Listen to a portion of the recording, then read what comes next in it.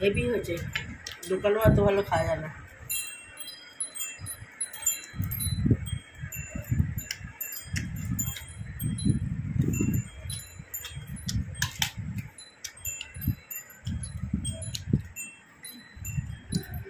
Good evening, কেমন আছো সবাই? আশা করছি সবাই ভালো আছো। আমিও খুব খুব খুব ভালো আছি। তাই তো চলে এসেছি রান্নাঘরে সন্ধ্যেবেলা। কেন? একটু কিছু অন্যরকম খাও বলে। আজকে বাড়িতে হবে মোগলাই খানা, আর সেটা আমি বানাবো আজ একদমই একা। কাউকে বলেছি সাহায্য করতে নয়, এর আগে অনেকে আমাকে সাহায্য করেছে, কিন্তু আজকে আমি স্পেশালি বলেছি যে আমি নিজে করবো। মানে যেচে পড়ে এক ঝাড় 5 ঝাড়ে গিয়ে আমি পড়েছি। খাওয়ার জন্য এইটুকুনি কষ্ট করতে আমার কোনো কষ্ট হয় না। তোমাদের তো মনে হতে পারে এই গরমে দিদি তুমি রান্নাঘরে এখন মোগলাই খানা বানাবে। খেতে যেহেতু ভালোবাসি তার জন্য, আর খাওয়াতেও খুব ভালোবাসি। তা এখন চলে এসেছি রান্নাঘরে। আমি মাকে বলে দিচ্ছি একদম হেল্প নয়, আমি একাই করবো সবকিছু। তাই এখানে নিয়ে নিয়েছি, এই দেখো নিয়ে নিয়েছি এখানে আলু, এখানে পেঁয়াজ, এখানে আছে শসা, আরও কিছু জিনিস ফ্রিজ থেকে আমার বের করা বাকি রয়েছে, সেগুলো বার করে নিই আর তারপরে করে নিই জোগাড়। তারপরে আবারও তোমাদের সামনে আসছি। টানা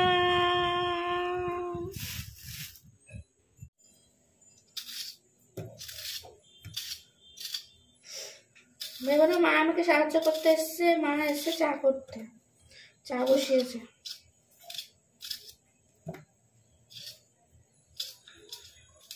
আমি আজকে সাহায্য নেব না, আমি করে খাওয়াবো।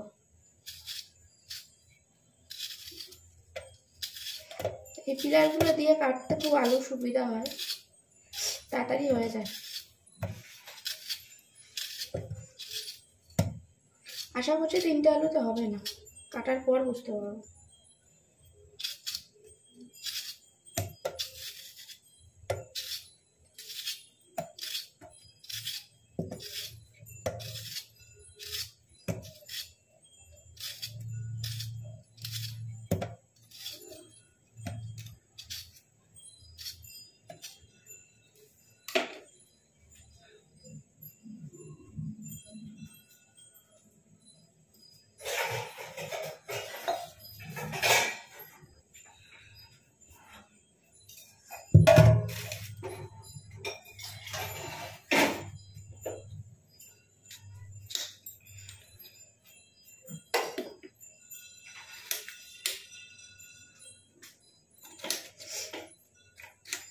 মোগলাইয়ের আলু একটু বড় বড় হয়, মোগলাইয়ের যে তরকারিটা হয় তাই জন্য একটু বড় বড় করে আলু দিচ্ছি।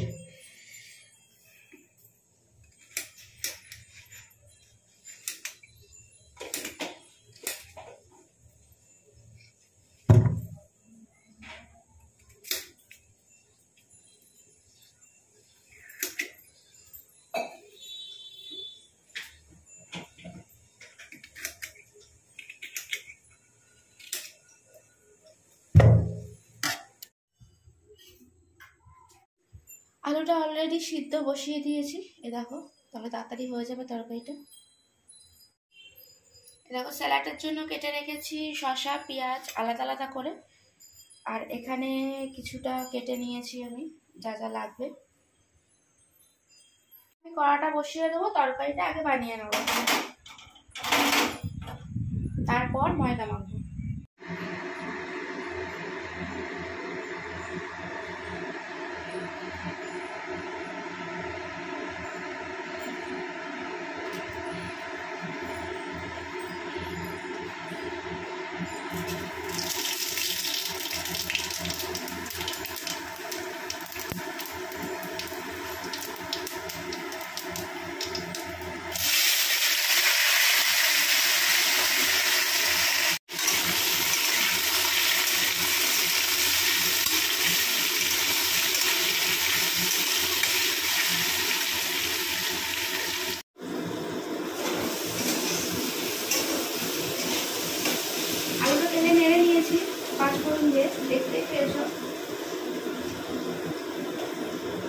দিয়ে গুঁড়ো মশলাগুলো দিয়ে দেবো।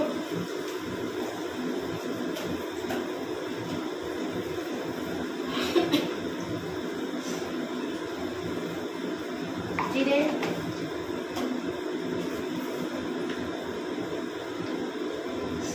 ধনে,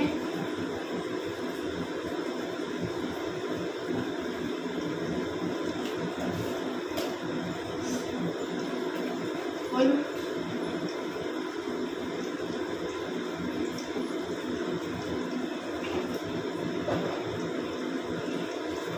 লঙ্কা।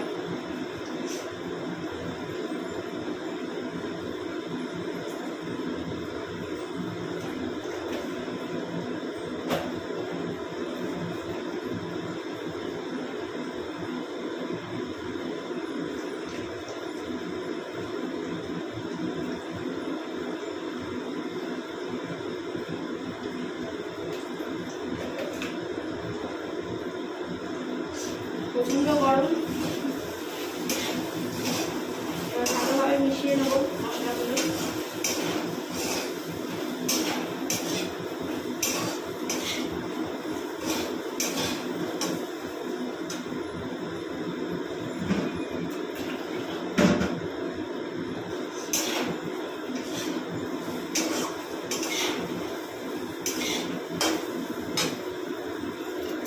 দেখতে এরকম হয়েছে, দেখো।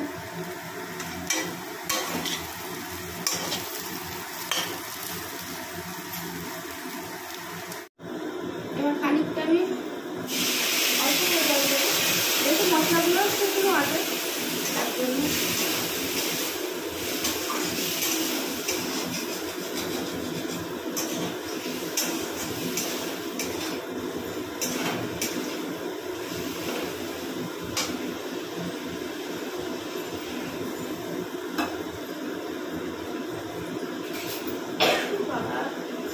ঠান্ডা গরম লেগে গেছে, এই ভাতের জন্য দেবো না, খুব গরম পড়েছে তো আসলে এই জন্য। ভেবে স্নান হয়ে যাচ্ছে, দেখো কি অবস্থা। এই ভয়ে তো রান্নাঘরে বাড়ির মেয়েরা ঢুকবে না। এই দিয়ে দিচ্ছি আদা পেস্ট।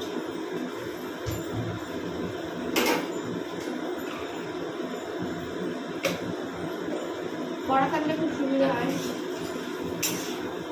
তখন রান্নায় ইউজ করা যায়।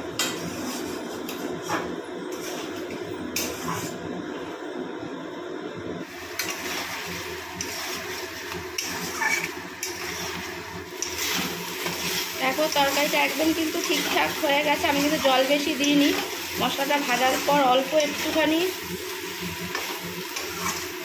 2-3 চোল বা 2-3 হাতা বলতে পারো জল দিয়েছিলাম। আর এই যে সব শেষে দিয়ে দিচ্ছি ভাজা মশলা, মায়ের কড়াই ছিল, এতে আমার অনেকটা সুবিধা হয়েছে, আমাকে আর ভাজা মশলাটা রেডি করতে হয়নি। একদম তরকারিটা কিন্তু রেডি হয়ে গেছে। শুকনো শুকনোই তো এই তরকারি করে।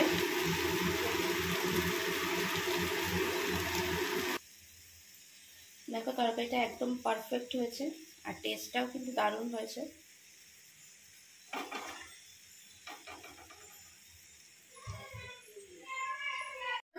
একটুখানি শেষ পর্যন্ত বাদামও নিয়ে নিলাম, ঘরে ছিলই, যা রোস্টেড বাদাম। আর এই তো বানিয়ে নিয়েছি ডোটা, তার থেকে লিচিও কেটে নিয়েছি। এবার এটাকে আমি বেলবো, জায়গা শর্ট হয়ে গেছে।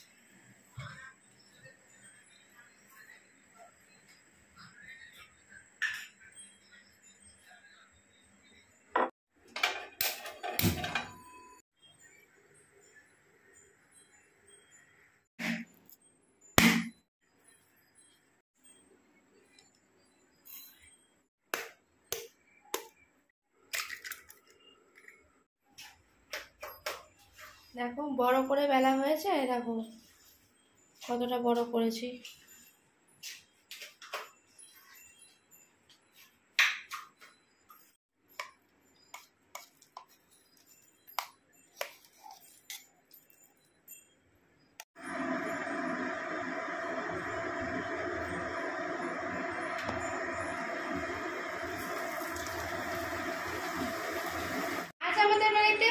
খানা করছি মোগলাই। এই দেখো বেলছি কত বড় করে তাকে বেলেছি। ভাবছি এরপর আমি একটা রেস্টুরেন্ট দেবো। আইডিয়াটা ভালো কি মন্দ অবশ্যই কমেন্ট করে জানাবেন। এখানে ভাজা হচ্ছে অলরেডি করবে, ঘেমে নিয়ে স্নান হয়ে গেছে পুরো একদম।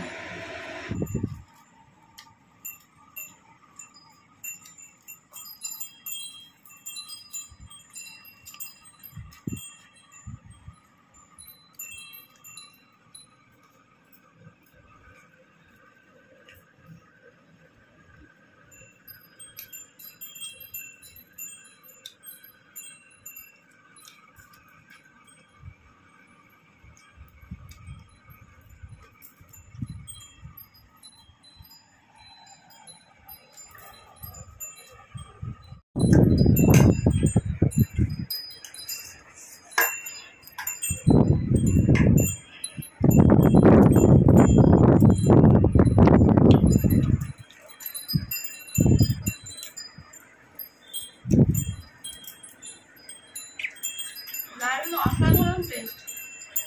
রেস্টুরেন্ট তো হাঁটবে না, রেস্টুরেন্ট আসবে না তোমরা।